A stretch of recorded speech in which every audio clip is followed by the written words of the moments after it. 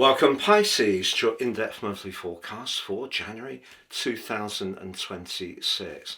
I'm going to share some of the standout themes to begin with. Then on screen, your event chart at the start of January always provides a powerful backdrop for the whole month. I'll then go through all the influences in detail, which you can relate to in terms of your ascendant, sun or the moon. I'm astrologer Patrick Arundell. A very warm welcome. Thank you so much for all your views, interactions, comments and likes. We have found, as I've said before, that over 50% of people who regularly watch my videos are not subscribers. If that's you, please do so now and help us to continue to thrive. Please also click or tap the bell notification symbol.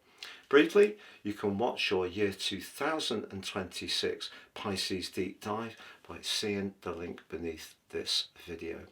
As you come into the new year, always the sun is in the part of your chart to do with your future planning. Nothing surprising there, but also to do with your connections to others, your network. But this year, that energy is strengthened hugely by the thrust of Mars and the charm and diplomacy of Venus. And I would say that year 2026 could see you forging some really exciting new connections. Now they're going to be joined later on the 1st by Mercury, but it is true that Mercury initially clashes with the two players that are just still in your zodiac sign of Neptune, your modern aquatic ruler, but Saturn. So just be aware when it comes to your goals around work, that it will be important to juggle what you want from situations and perhaps what other people's expectations are. And the collective in the sign of Capricorn can be a little bit idealistic. Now Jupiter, your traditional ruler, is also in the mix at the start of this year in a square with Chiron, the so-called wounded healer. But that comes out of a retrograde on the 2nd. What's the significance of that? We also have lunations on the 3rd and the 18th. The full moon on the 3rd is in the home sign of the moon of Cancer, and I'll share some insights on that. But you do have a really strong opportunity on the new moon of the 18th to move forwards in a very dynamic way, which at times may have felt somewhat out of reach over the last couple of years, as Saturn has seemed to slow things down, provide obstacles, lower your vitality. A lot of outcomes can occur for you from the month from the 18th where you've really flexed, adapted, released what was no longer good for you and focused on what was really important. But ironically, Pisces, the latter part of this month really has an echo of the core energy of your sign, which is very much about reflection. It is about culmination. 12th house energy can be very much to do with healing, spirituality and caring perhaps for those who are less fortunate.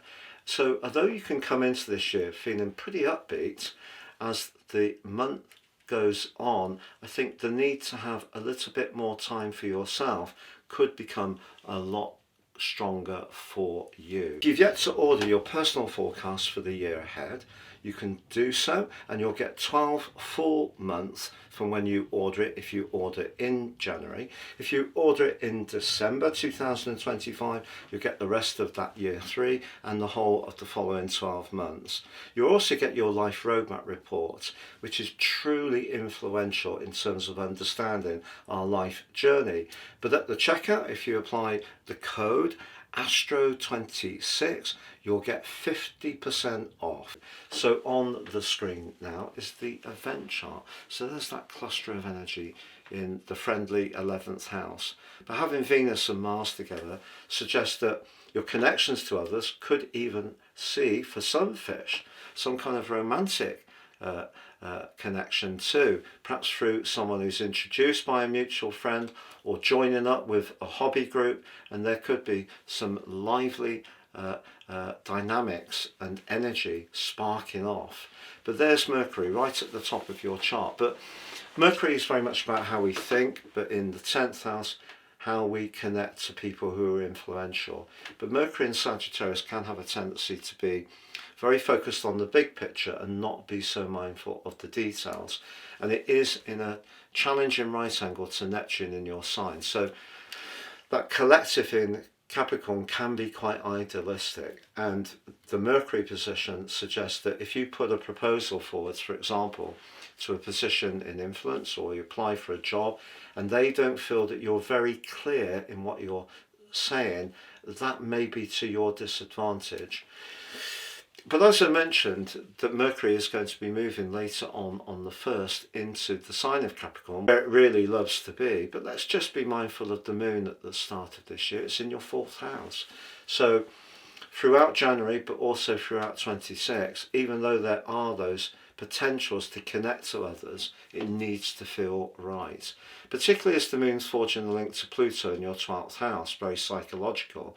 Pluto's been making you much more aware of that part of your life, but also your resources and your past experiences full time since November 2024. And there's going to be a lot more of that towards the end of this month. So I mentioned that Mercury is going to move into Capricorn later on the 1st. And maybe if you are trying to work up a business opportunity, thinking about the things that you could share where you can emphasize your ability to be a good team player. You can be collaborative. You can show your leadership, but also respond to other people's direction as well. So just a little bit of a hint on that score. But on the 2nd, the backward retreating position of Chiron goes direct. Chiron has been, since February 2019, asking you to work on your sense of self-worth. And it starts this month in a square with your traditional ruler of Jupiter. Jupiter's in a flamboyant location despite its retrograde. But if you are drawn to someone, perhaps romantically, I don't think you need to make grand gestures. I think for Pisces people, often when things are really gripping you, you're all in. And Jupiter and Chiron can emphasize that, but I wouldn't be, trying to go too quickly, even if it is getting to know a new group of people. But I think one of your desires for 2026 in general will be greater connectivity, whether it's in your community, whether it's around a hobby group, whether it is around a sport, for example. The 11th house can be very much to do with that. Your passion can lie through greater connection, because I think you really have had to be a bit more conscious of just how much energy you've had over the last couple of years, and it hasn't been at its highest level, and life may have felt like it's shrunk a little bit, but what I think it has done is made you, or helped you, to focus on what's really essential. So you could flex outwards this year, I feel, but you still need to feel that the inner part of your situation feels right. But the Sun and Venus are going to come into a glorious conjunction, a cazimi, on the 6th, but not before we have the full moon on the 3rd.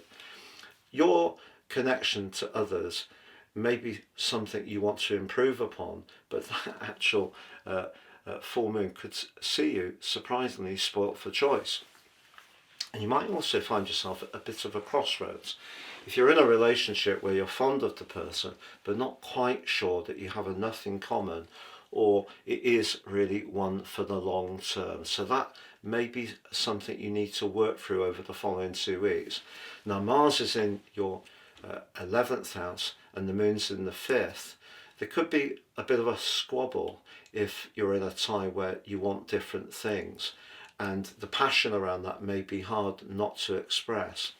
But as Venus combines with the Sun on the 6th, if you are really enjoying the company of other people, that's really going to be amplified. But Venus and Mars connect exactly on the 8th. If you're in a tie where you do have that simpatico, you are excited to be with one another, you can have the friendly banter, but also you may want to get much more physically intimate as well. Then Mars connects to the Sun and the cazimi on the 9th. That's all about having the vigour and the robustness of Mars to drive along your long-term passion and ideas. So that could help you to speed things up. And as the month goes on and we work our way towards the new moon, which occurs on the 18th, Mercury is playing catch up, and along with Mars on that new moon, angles back brilliantly to Saturn and Neptune in your sign.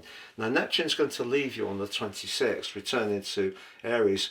Neptune, of course, was in your second solar house in Aries from the end of March last year for 6 months. It's going back there, it won't come back in your lifetime.